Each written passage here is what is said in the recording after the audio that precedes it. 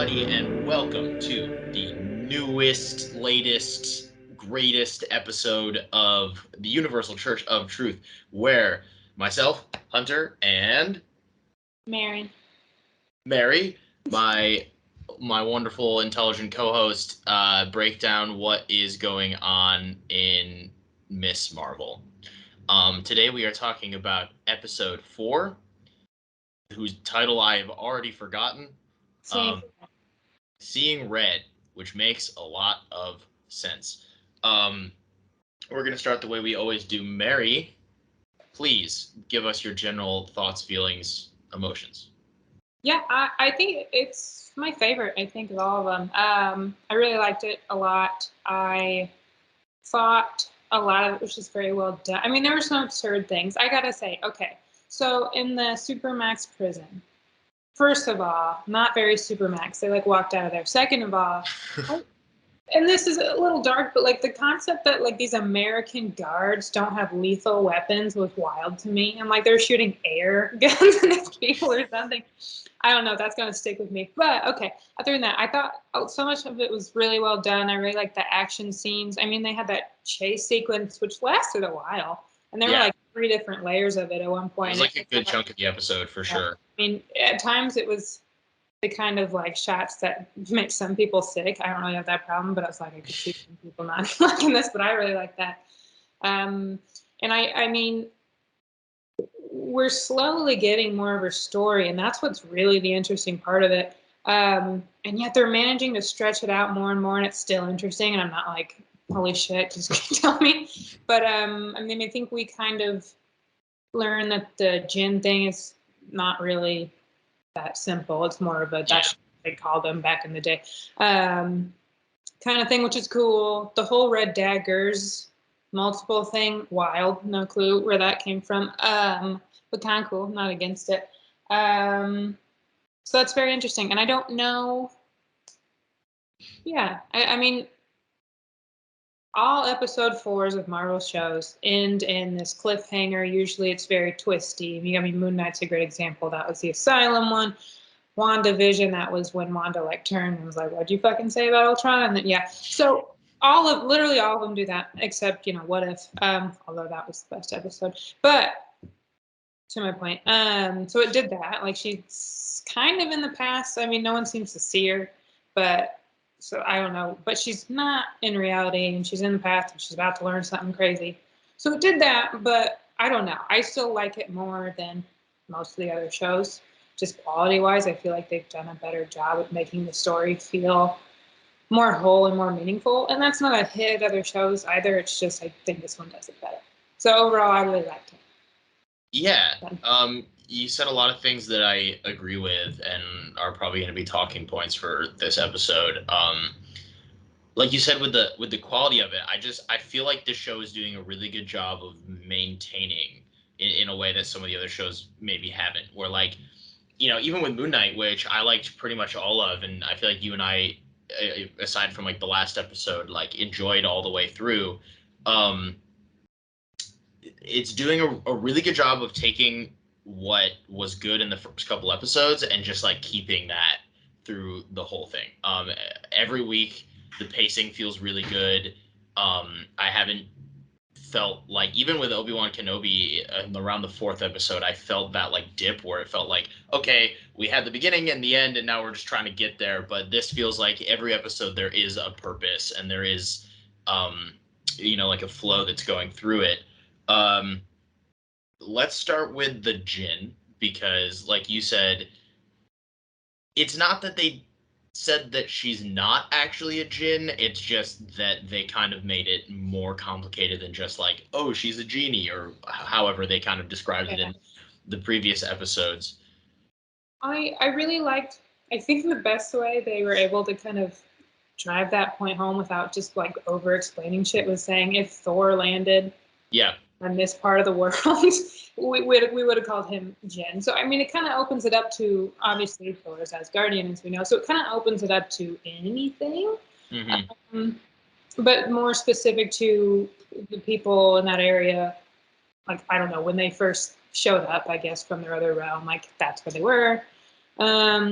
I'm very curious what the other realm they keep talking about is. Obviously, they call it the Nor dimension. They do talk about Nor some more here, which makes me think it's real. I wasn't convinced, but I don't know. I could see it being something already somewhat like not established necessarily in the MCU, but not something completely out of nowhere.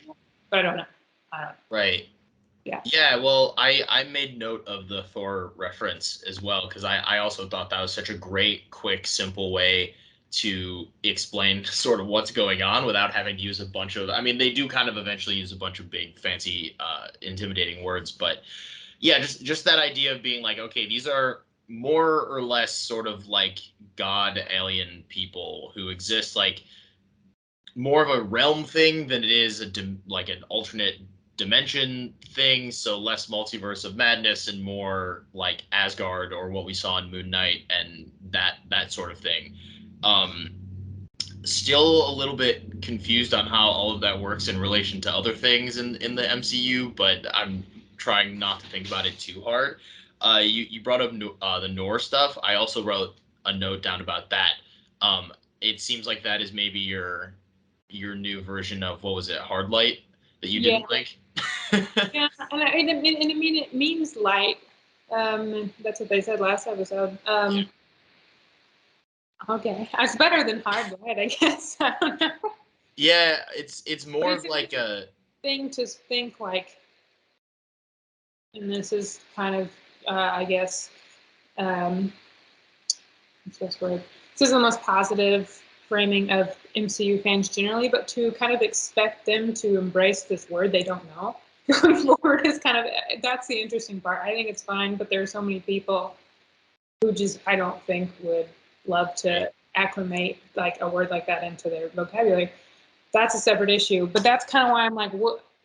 That's why I think it's gonna be something else. But maybe I'm just too pessimistic. I don't know. I'm sure that Kamala in like the last episode is going to come up with some really comic booky name for all of this stuff. Maybe even around the same time as because we still don't really know how she's going to get to Miss Marvel as being her official superhero name. Although we do see in this episode she gets the closest she's been yet to wearing like her actual version of that suit. She puts on the mask that Bruno gave her, which was I was pumped about that just because I mean I understand story wise and thematically why they wait till the last episode to put these characters in their like iconic suits and stuff. But at the same time, I kind of just wish like I was happy that Moon Knight just threw him in the suit off the bat and we didn't have to like wait for that. But yeah, I got more excited than maybe I should have for her to just have like the domino mask on. And then have like a red shirt with the blue. I was just like, oh, it's the right colors, and that's good enough for me this week. Which I very much enjoyed. But like you said, the Nor, I don't know. I am curious to see how all this is going to play out. I mean, I'm okay with Nor just being a thing, but I did like the explanation that what her powers aren't even necessarily like the cosmic. I mean, I don't know. It might still have a connection to like the quantum realm and all that stuff, but the way they described it as what you're doing is you can interact with this other dimension that's layered on top of our dimension, and you can manipulate the energy from that dimension in our dimension, and like that's what you're doing. I Man, thought that was an I'm interesting. pretty, I kind of think it's still a quantum realm. That's It could be. I It could mean, be. okay, so this is a weird thought I had. So the clandestines, they're weird weapons. They get smaller and bigger, all of them. Uh-huh. Boom. That's it. Another Ant-Man reference, obviously, in this episode. Yep, big one. I just, and There's I, a like lot I of said, I Ant-Man. think if it's something already kind of known in the MCU, like, okay, that's like pretty cool world building versus something they kind of just made up, and maybe they'd take something unrelated to her from the comics. I don't know. But I think that'd be cooler, but that's a personal aspect of it. Well, and I mean, on top of that, I mean, what Kamala's whole thing is invading, right? And that's kind of how they. Again, I'm reaching at the same straw as you are to connect here and there. But if what we're saying is, her comic book ability is shrinking and shapeshifting and stuff like that, maybe they're just gonna reveal, okay, Kamala is just a hero whose whole thing is that she has direct access to the quantum realm and she can like manipulate its energy at will. I don't know. Listen, this is the new theory that we're gonna either make fun of you for or cheer you on in the finale. That's true. Well, okay, and it's hard because at the end, she's among that original, like that memory we were told about, and then Vision of the Dream and whatnot. Like she's there in 1942, I think they said. No one really interacts with her, so and it's no one's like looking at her funny, you know. Yeah, I noticed that too. She's very much there, but if there is a time travel-y element, that also makes me think quantum realm. That's also I'm just gonna keep saying, you know. No, fully. If it's not, it's not. That's okay. But I do think I don't know. I think if it is, it's kind of a really weird and cool way to have connected it to something else, and pretty creative. But we'll see. It's probably not true. Yeah. Some other things that we brought up the Ant-Man art, so I can cross that off my notes. You also brought up the Red Daggers, which play a big role in this episode.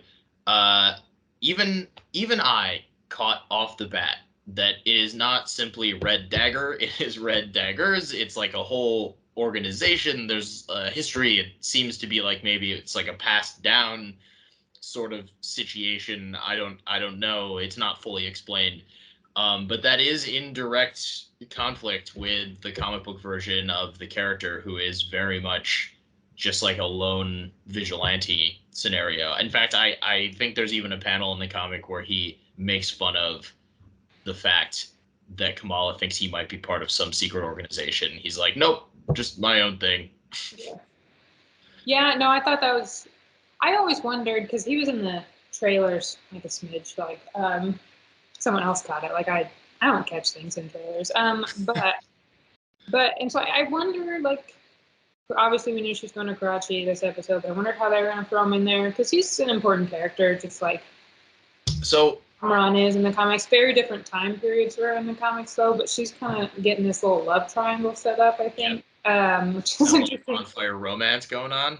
Yeah, but so I wondered, so I'm like, that just seems kind of like a side adventure if there's like another vigilante and they're just hanging out. So, but making it, I guess, an organization, not too much known about it other than they protect people from what they cannot see or what can't be, something like that. And then being able to explain some of this, like that's helpful for this story. But I mean, yeah, in the comics he was just kind of on his own. He was like a family friend. I was gonna say, why if you would love to walk us through what Red Dagger's whole story thing is in the comics compared to what's going on in the show. His name is Kareem. I don't think even the credits had his first name in it for this episode. They did for the other guy, the older guy that died. I forgot what the name was. So anyway, but his name's Kareem. He is a family friend of Kamala's family in Karachi. And so when she goes in the comics, she meets him because he's living in the house to like study. His family doesn't live in Karachi. Anyway, she goes out and she's in Karachi in the comics after Civil War II. She's very distraught, identity crisis, wants to find herself, classic stuff. So that's why she's there. But she goes out to be a vigilante and like fucks up because she doesn't know the area or anything, and so he's there too, and he's like chastise. Anyway, but then they like each other. But she goes home.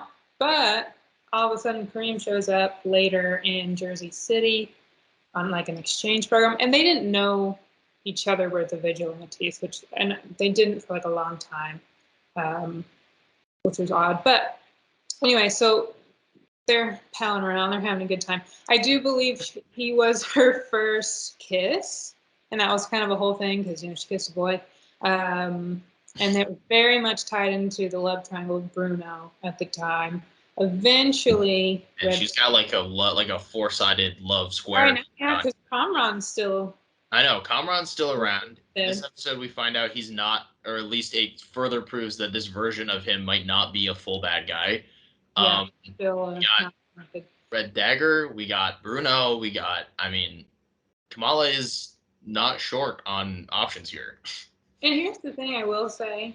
And all of the shows have given anyone reason to be skeptical about the last 2 episodes, which is the last. But that's a lot of like normal teenage plot, Yeah. stuffed in there. Like she had all this stuff going with Bruno and then with Naki at the last episode, and then she went to Project, and all that was gone.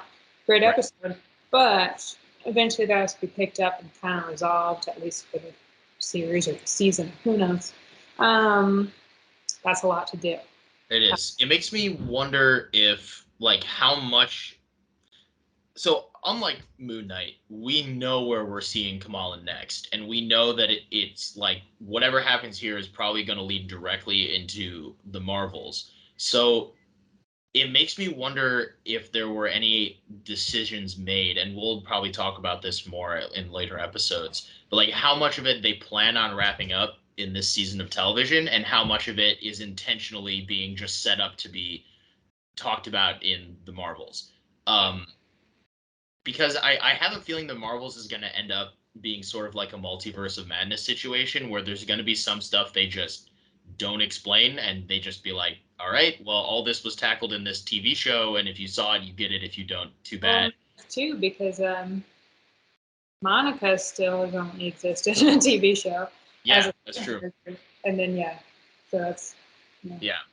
So I'm wondering if maybe like some of the cosmic superpowered plot line is just left for the Marvels.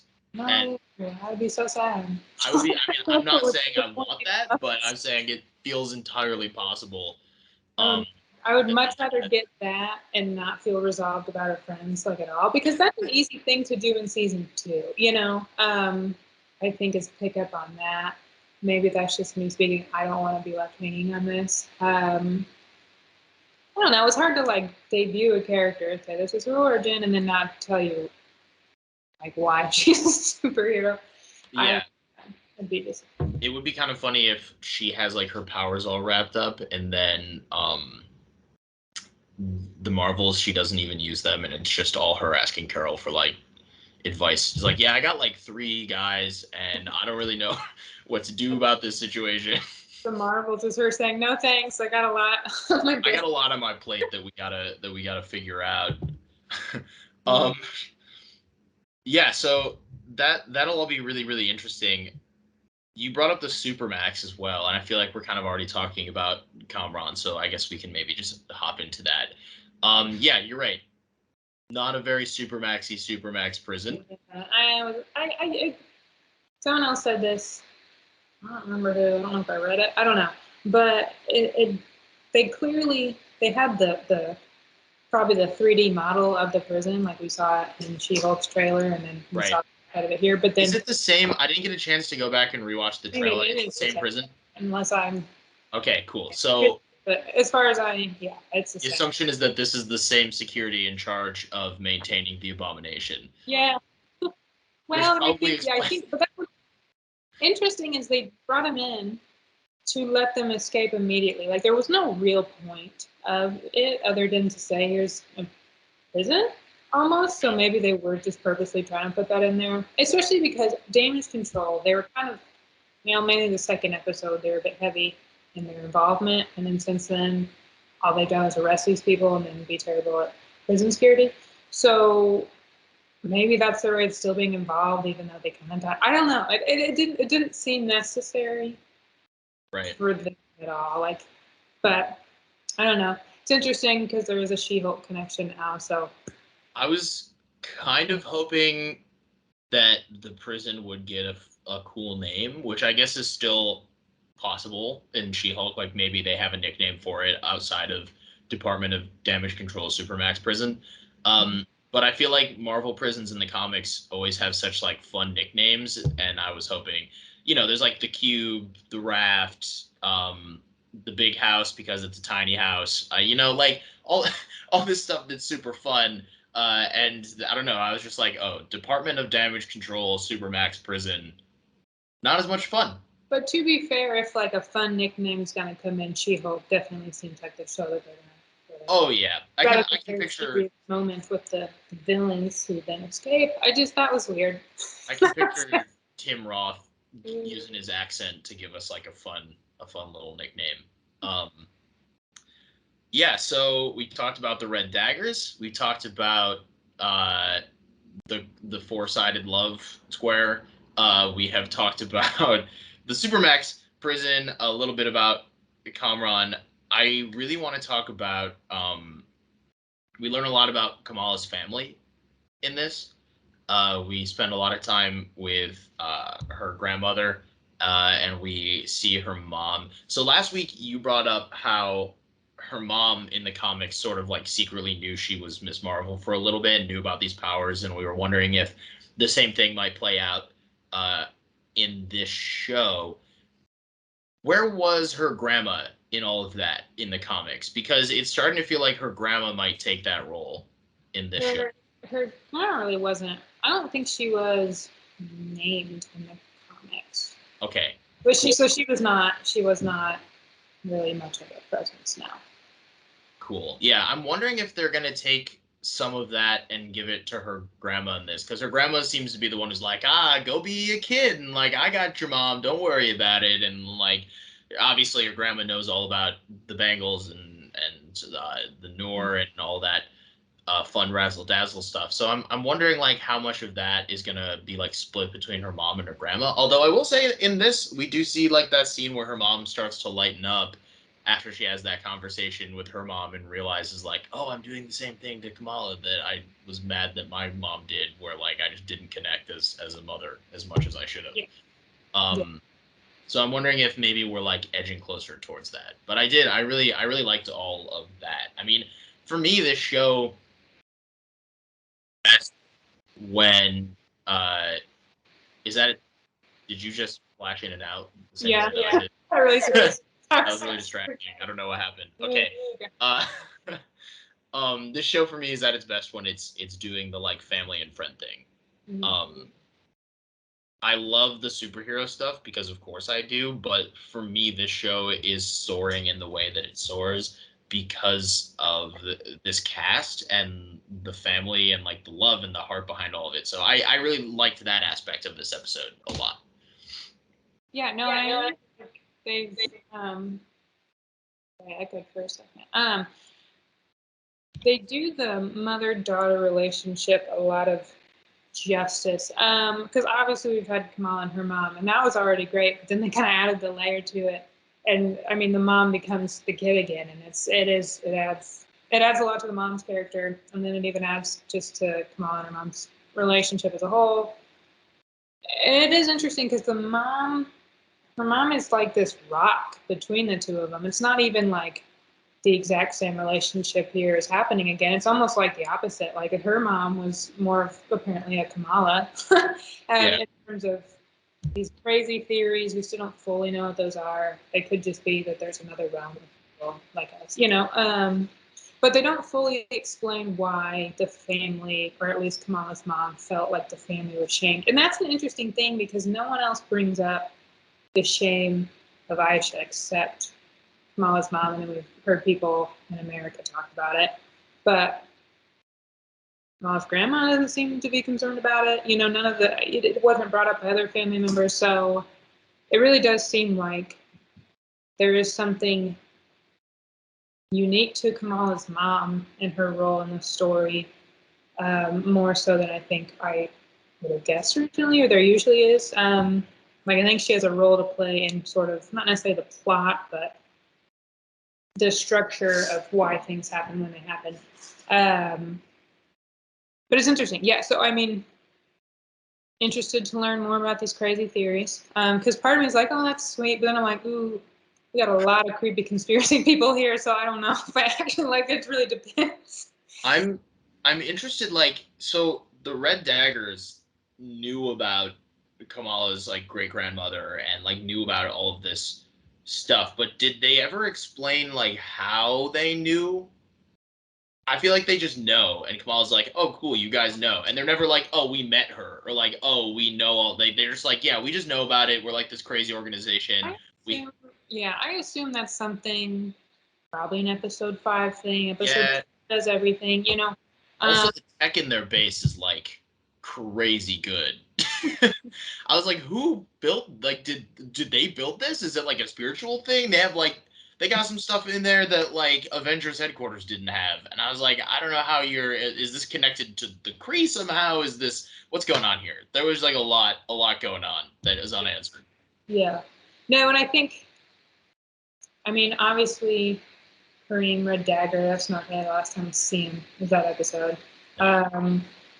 I think episode 5 will be like, and that's the thing. And I mean, I wrote the review for the site, and I said the same thing. But Miss Marvel doesn't really change the structure of what the MCU shows do. Like, it's not like this radical, revolutionary thing compared to the rest. Like, to me, that's still WandaVision, even though it's the first. Like, that's the most different. But yeah. But it's doing it so well. So I do think episode 5 is going to be like all the other episode 5 and give you like everything. Like everything you've been wondering about the whole season, whatever. Here you go. And then episode 6. Yeah, because she's going to have to figure something out to like get out of Karachi in the 40s. Yeah. She's going to need to. And then back home in general, too. I mean, she's got a few trips. Yeah, and we still have actually, okay. My oven I think my roommate left the oven on. So I'm going to go, I'm going to go turn that off. We'll cut around this. I'll be right back. Okay. Yes, so to jump right back into it, yeah, we also still have the Nakia. That's what I was like about to say right before.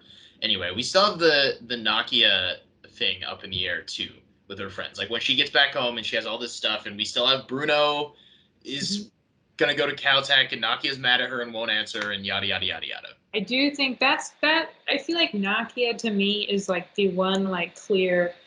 There's going to be a season 2 marker if there's anything, because there's no way she's going to, I mean, I guess she could. I guess she could come back and not be like, I've thought about it. I'm cool with it now. But that's not how it is in the comics, and I think that's what they're using her character for. She's kind of a very light, mild foil for Kamala in certain ways, and Kamala, when she becomes a vigilante in the city, like that's pretty important.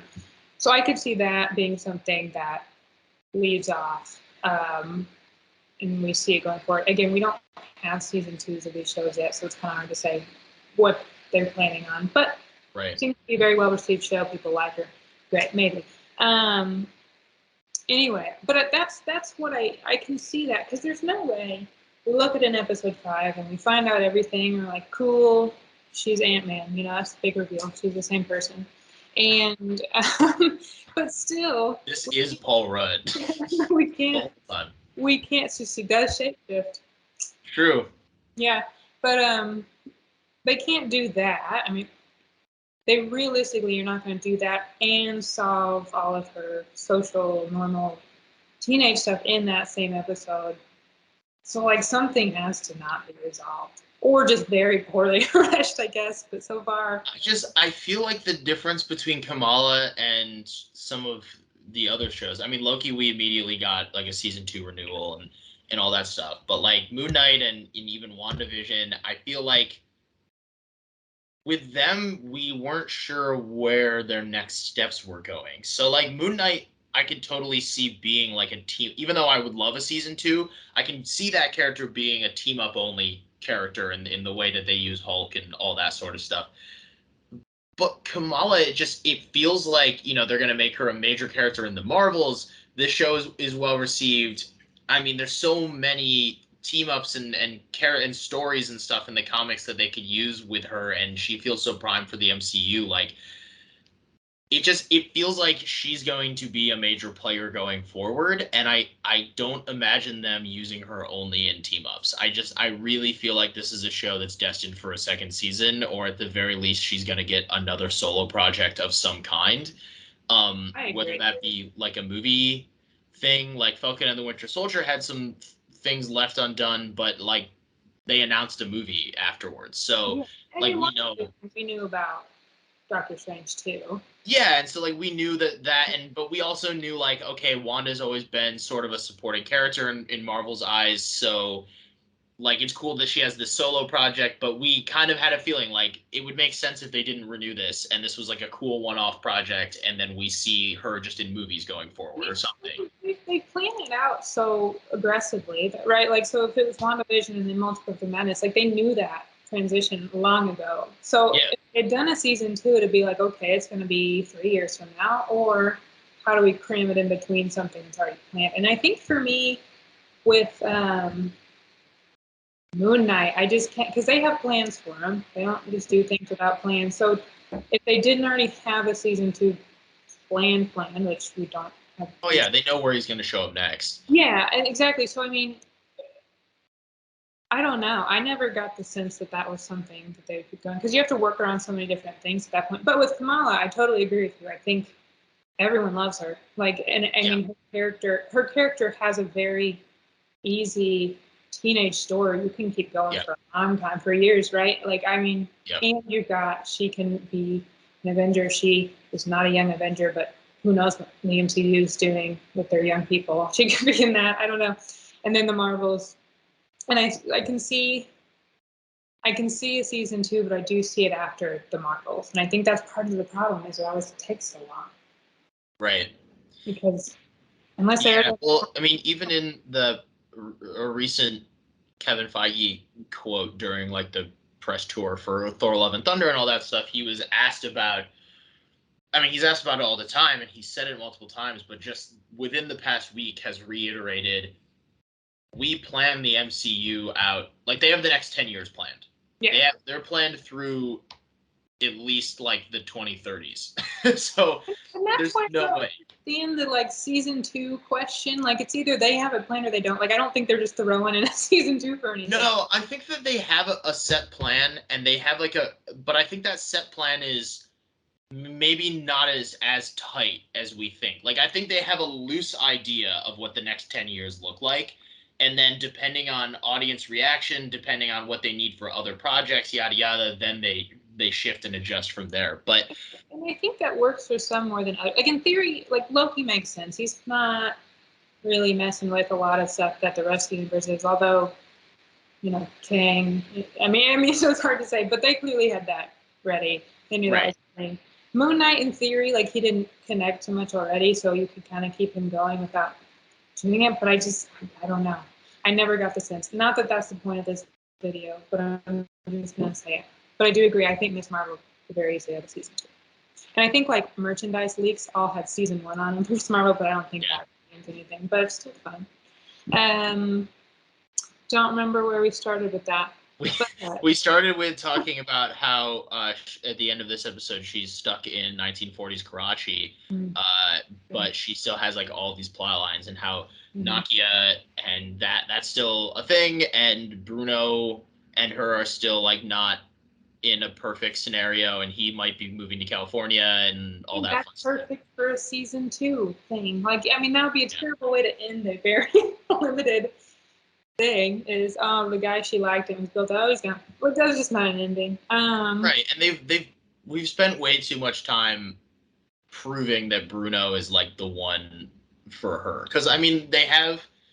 No, they do the cute little teenage. You got crushes, you got school. Like they do that. Like they're not tricky with it. Like I mean, that's what they're doing, and that's great. That's part of her story too.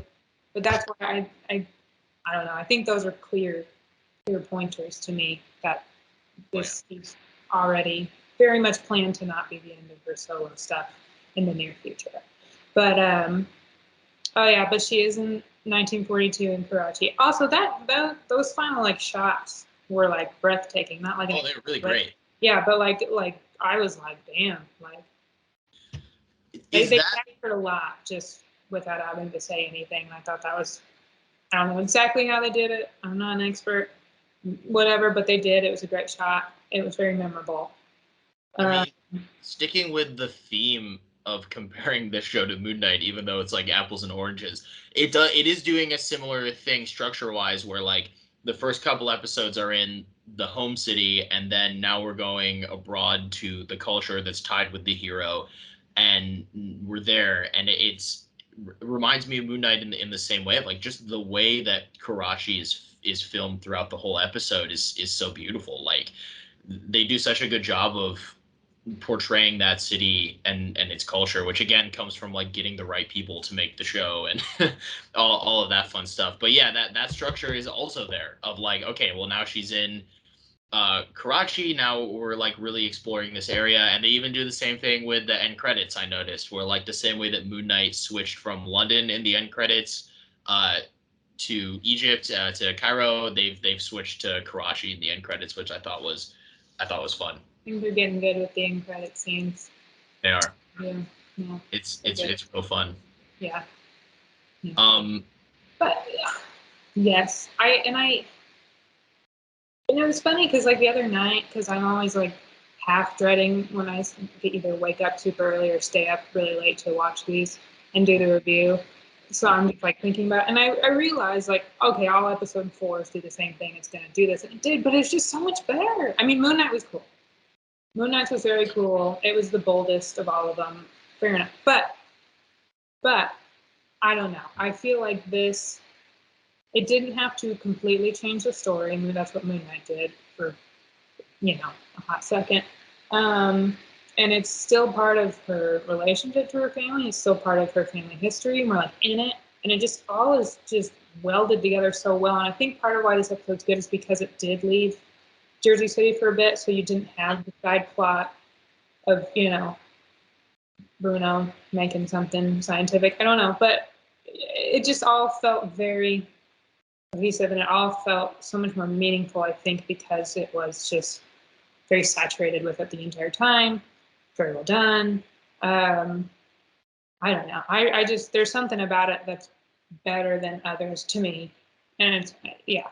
Yeah, I mean, her mom mentions, just again, like piling up the list of things that really need to get wrapped up in the next 2 episodes. Her mom mentions when they're on the plane at the beginning that like people are still mad at her for ruining her brother's wedding, and like they don't know why she did that or what's going on. So it's like, okay, even if she gets back home, do we now have to have that whole plot line where it like, is her brother mad at her? Is he understanding? Is her dad mad at her? Like, how does her dad feel about all this? Like, there really is, like, once she gets back home, like, this is a nice little excursion. We're gonna find out about the superpowers and all that fun stuff. But truthfully, when she gets back, there's so much plot line to wrap up, and we don't know if is the next episode going to take place mostly in the past and unveil all this info, and then she gets back at the very end. Yeah. And if that's the case, is there only one episode left of her going back home? Like, It kind of, I mean, structurally, that's what I would expect, just from the other MCU projects and the fact that Miss Marvel, for the most part, has kind of followed the same structure. That is what I would expect, which does raise the question of what's the finale doing? And it always does. It's always a question that's raised. But I think if a season 2 is already planned or something similar, that helps a lot, right? Because they write that into the story and it makes more sense. And if it's something like Loki, where at the end we are told season 2, I don't know. It's hard to say. They haven't done that much, but it would help, I think. Because yeah. there's so much. There is a lot. I mean, with her kind of normal, her American Jersey City non-superhero part of her life. This is much more than she's an inhuman with powers. This is like this total mystery and everything's kind of locking. Well, there's a lot. It's much more than, at least it was in Inhumans. In the comics for her, it was relatively straightforward and simple. It wasn't this whole. Which it felt like it either had to be really complicated or it had to be an easy out that nobody liked. Like, I feel like, because it's hard to keep her relationship with her powers and her family and all that sort of stuff the same in live action, unless you really put the work in to make the origin, if it's not Inhuman, like something else that's similar, like what we're seeing, and keeping all these beats. Because I feel like otherwise it just has to be like some sort of scapegoat thing. And if they did that, people were just going to be like, all right, well, this is not as cool. Yeah.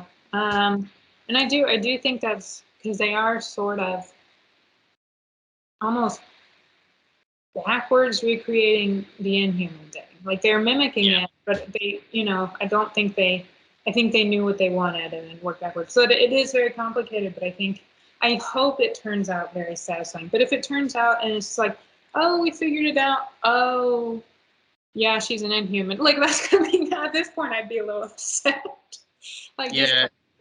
But or just something I couldn't think of a better example, but something lame. Like it should be like, but then a lot of pressure on, well, what is it? Because we don't even know. Like it seems very unique and maybe like MCU unique.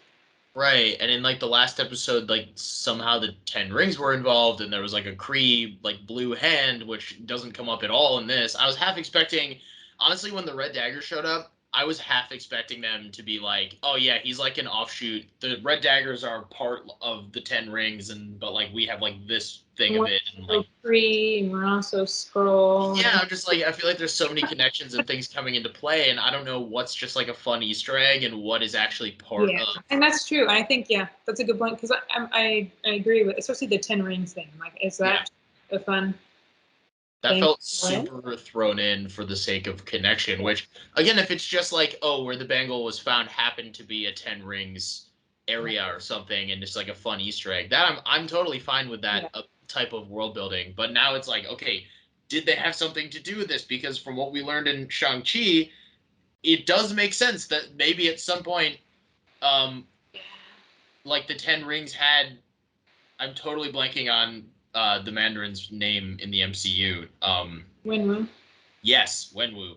It totally feels like something he could have done, being like, oh yeah, there's like this thing going on over here. We should probably send some people to check it out. Oh, that's crazy. We should maybe store that, or something along those lines. But well, and then Shang-Chi obviously had Ta Lo, which was not another like different universe thing, and then it had like Dweller in the Darkness and magic rings and. I wonder if they're bringing it up more to compare, like they kind of tried to with the Thor thing. And, like, I wonder if they're doing that to try to like set up like how it works in people's minds with things they already know. So I don't know if there's actually, I don't know what's connected or not. I shouldn't say that. I will say it was the 40s in that flashback, so they could not put Paul Rudd in there, or I think they would have. But well, I mean, on top of all of this, like the implication made in this episode is that whatever the clandestine Jin, whatever we're calling them, um, they are sort of like gods, right? Or like they come from another realm and they have these godlike abilities, and in their culture, they are considered these like supernatural godlike beings. And then that raises all of these questions as well, of like, okay, well, if they can be considered gods, and Thor has sort of been described as like an alien, but he's also a god, and now we have like Thor: Love and Thunder, which is all about multiple pantheons of gods, and we have like Gore the God Butcher and all of this stuff going on, and just like all these things are coming in, and we don't really have the answers to how they're all connected. And I've said it before, we don't need those answers for me to enjoy it and just accept it and be fine with it. But I am wondering, like, how connected is all of this going to be? Because there's a lot. There's a lot. That's a good point. One thing that still bothers me a little bit about the clandestines is, like you said, they're from other realms, and people in the past noticed them and went, "Oh, these are supernatural beings. Like they just aren't that cool. Like we haven't seen, No, they're not. I was going to bring it up earlier that like I think the weakest part of this show is weapons. And I'm like, is that supposed to be it? Like I don't, or is there something else? And what if they're not actually. They're not that compelling either, as like into this realm they're really interested in. I don't know, but I just they're not like Thor. They're not like, I guess the people of Talo didn't really think they had a lot of cool shit, But right, they also didn't call themselves gods. Yeah, exactly, and then, you're right, and they weren't coming over, and they were just like, yeah, we're just guardians of this place. Like we just do our thing. Right, because something made people go, "Oh, Jin." No, it is the weaker aspect of the show, and I think I've been okay with it in the sense that even though the clandestine and those characters aren't particularly cool or interesting in their own right, what they have served to the story has worked for me. They were needed. They were needed. Like, they're not interesting themselves, but what they do for Kamala and her self-discovery, that is interesting to me. And again, I was gonna say we still have to figure out how Kamran plays into all of this and like what his whole deal is, and I don't know. I still think the foreshadowing his mom made of him getting to do what Kamala gets to do with the Bengals someday, I think that's going to come in at some point. But which leaves maybe he's not a bad guy, or it's like a big bad fight. I don't know. But where's the other Bengal? are we going to find out where the other bangle is, or is that going to be in the Marvels, or is that going to be?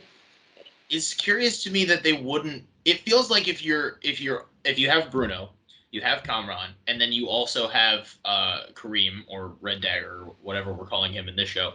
Um, it feels like the easy out would have just been having Kamran turn out to be bad with his family, and then like that takes care of that, and then you introduce Kareem as like the new bad boy love interest, and then like you know what I'm saying? But they didn't. They didn't do the easy out. They made it complicated. I think it's a lot, and it is weird because I mean they didn't go, oh well, okay, in the comics he's nice, so let's give him that. They did the opposite so far. Yeah, they kept Steamy and Dreamy around, and I wasn't expecting. Yeah, kind of. He's just like stranded, Yeah, yet half escaped from the Supermax prison. Like he's still in it. He hasn't fully run away, I guess, because it would they. be wild if they just never like they don't. He's just in the prison, like he's just stuck in prison, and then that's it. And then Yeah. we just see him in She-Hulk, like Yeah. watching Abomination from a cell. Yeah, that'd be kind of funny.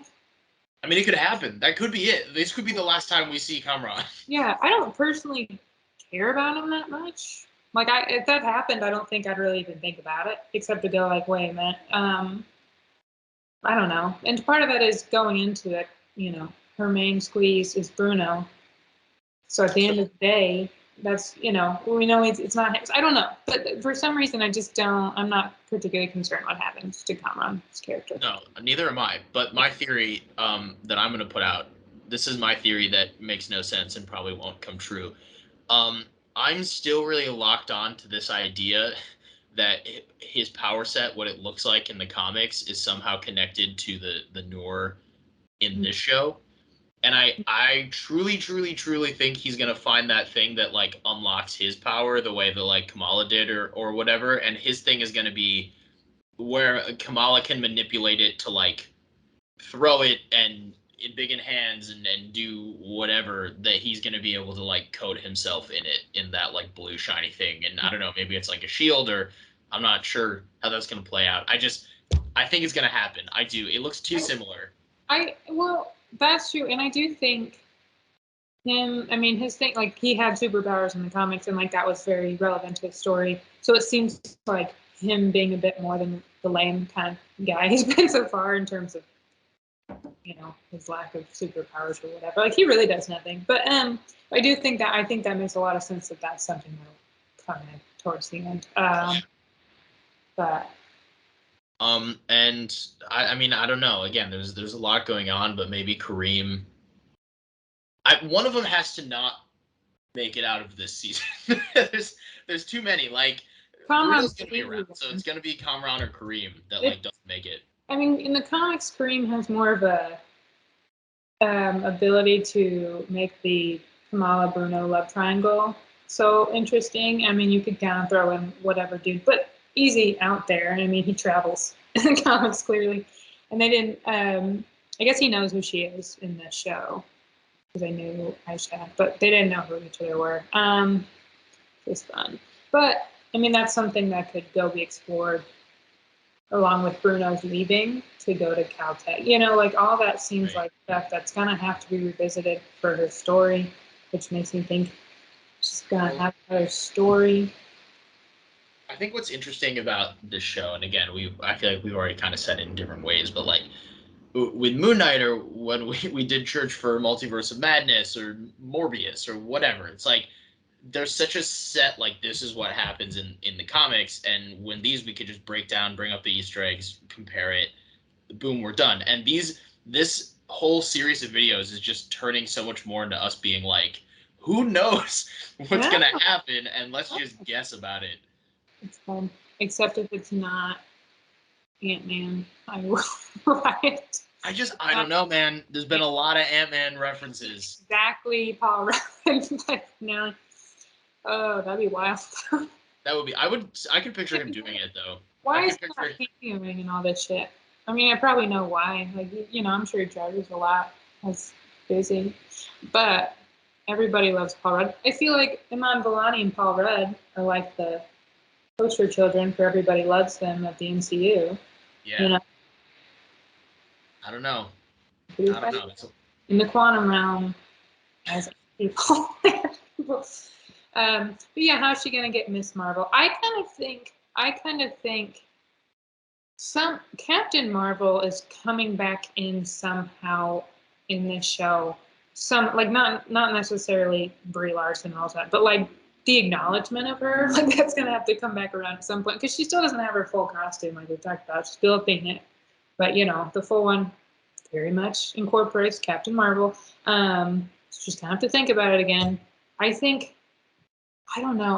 I don't know. I have this weird theory. It's not based on anything, but and it doesn't make any sense. But I am going to say somehow in her flashback or whatever, somehow Captain Marvel's there. I don't know how, in some way, and in the 40s. I don't know, but she's there. Someone sees her, and then like mistakes Kamala for her later, or like Kamala does something really cool, and they're like, "Oh shit, that reminds me of that super cool alien hero lady," and they only remember the Marvel or something, and they call her Miss Marvel kind of like sweetly, like they're trying, and she just adopts it. I don't know. I just don't know how they're gonna come up with. Is there a way, again, just to throw things out there? I mean, is there like maybe if people can see her in the past, like she really did time travel to the 40s?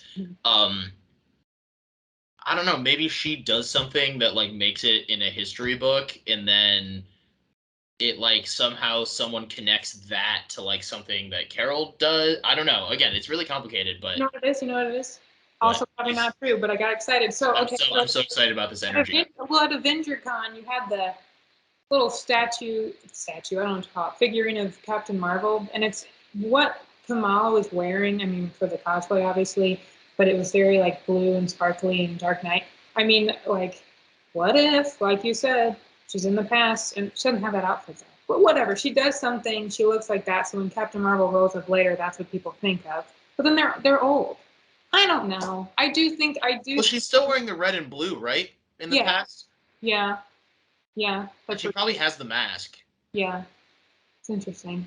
But I do think somehow some weird time related or not, like what's the word I'm looking for? Like mistake of identity, like someone in the distance. You're right. There's something really cool or inspiring happen and it's a lady. And they're like, oh shit, must be that other lady that did something once. I don't know. But how are they gonna get Miss Marvel? That does bother me.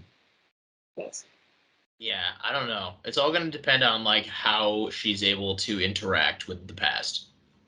Yeah. Like these theories. Because if nothing she does in the past is like seeable or whatever, then none of this matters per se. But we probably will figure out the whole Trail of Stars thing. We're gonna something because we've been told too many times that's a thing. It's something overly significant. I'm excited. I don't know. Maybe she hops on a Trail of Stars and ends up in space.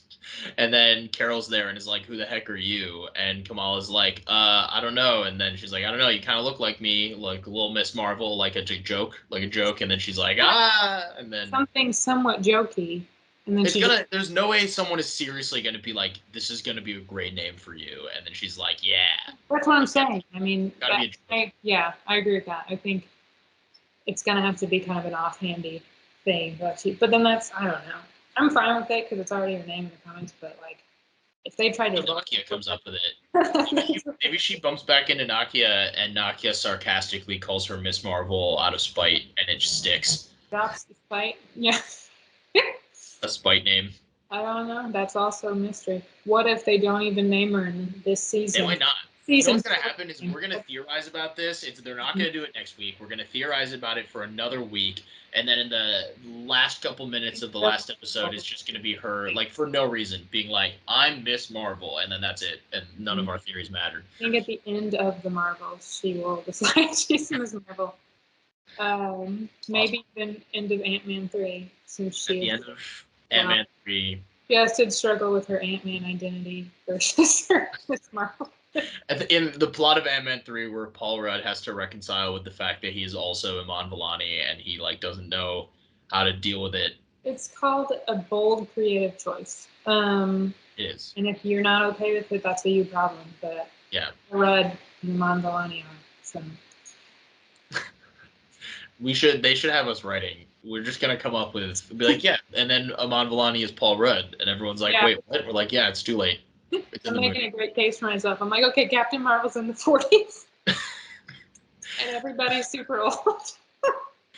Captain Marvel existed in 1942, and Paul Rudd is now a teenage girl. It's comics. Anything can happen.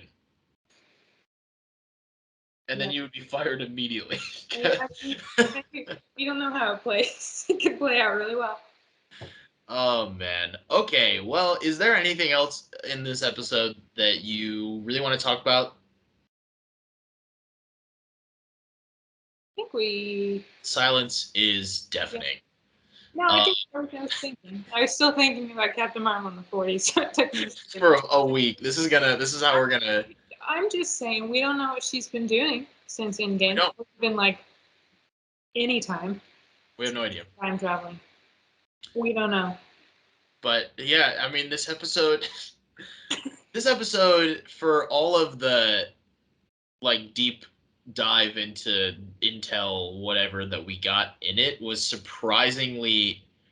There was a lot less like Easter eggy stuff to talk about. It was a lot more just like, this is the bare naked truth of Kamala and her family, and like the emotion of it, and all that, and a lot less like Avengers Con where there's 8,000 Easter eggs and references and all that fun stuff.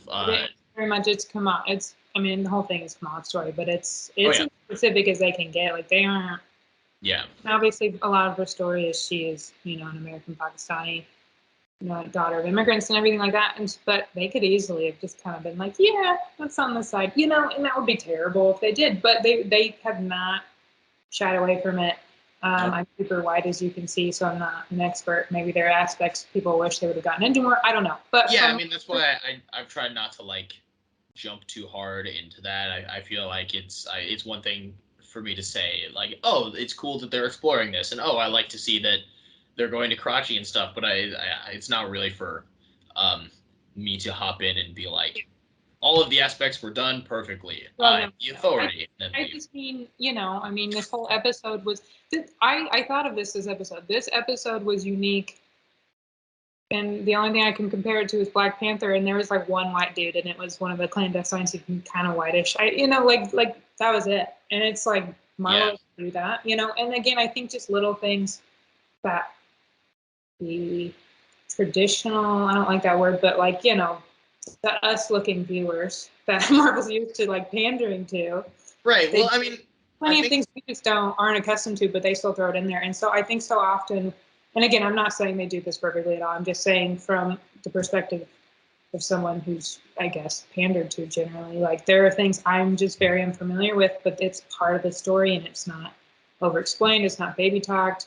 I mean, they kind of explain partition probably more than needed to, we have Google, but clearly she's there now, so it's important. Yeah, that's kind of what I mean. Like it's I think to the point that you're making, again, as the audience that is often pandered to, when I think about this project that's coming out right now in the year of 2022, and I think about the first MCU story that was told in 2008, and some of the ones that were followed immediately after that. This, I mean, like this, Pakistan and like all of this has played a role in the MCU since day one. It's just that when it was first introduced, it's crazy to think that like this couldn't. Well, I mean, Kamala hadn't been introduced yet in the comics, so this could not have happened in 2008. But that aside, this could not have happened in 2008, which is a shame. And when you think that like they in the MCU, this was like they just were terrorists, like, and it sucks. Yeah, that's the thing. Different countries, though, but yeah, I mean, no, it is different countries. I just mean like, I feel like the way the MCU is like looking to other cultures, whereas like for the first like few phases, it was just like we have Americans, and then like every other country was a problem. Like it's definitely something Americans would have called and still probably do, like the Middle East, other than South Asia. And I mean, I think even this show is like trying to make people like, figure out where the fuck things are in the world. But I agree with you. Like it's the general part of the world we have a lot of assumptions about, and like Iron Man. Yeah, I guess that's like a better way of saying what I was trying to say, in that like it's a part of the world that like the majority of people who are watching this show, um, like MCU fans, us looking viewers, like you said, it's a big demographic watching this show where, like, when the MCU first started, anytime they dipped into that part of the world, it was all based on assumptions and stereotypes, Yeah. Which is incredibly problematic and an issue. And now it's like actually getting fleshed out, and we have entire stories set there. And it's like I think that's really nice, and it's beautiful to like see that turn. Yeah. Yes, is the point I was trying to make. But yeah. So I think with that, unless there's anything else you really want to dive into, I think that wraps up Seeing Red, Miss Marvel, Universal Church of Truth, Episode 4, Hunter Mary. Is that a good? Is that a good close? Yeah. I feel like that was a good close. I feel like that I just stated a lot of things, but it's gonna work.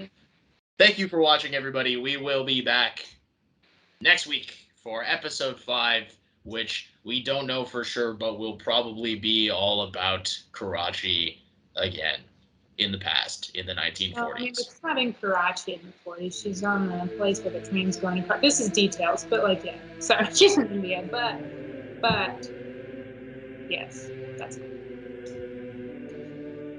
Great. Bye, everybody.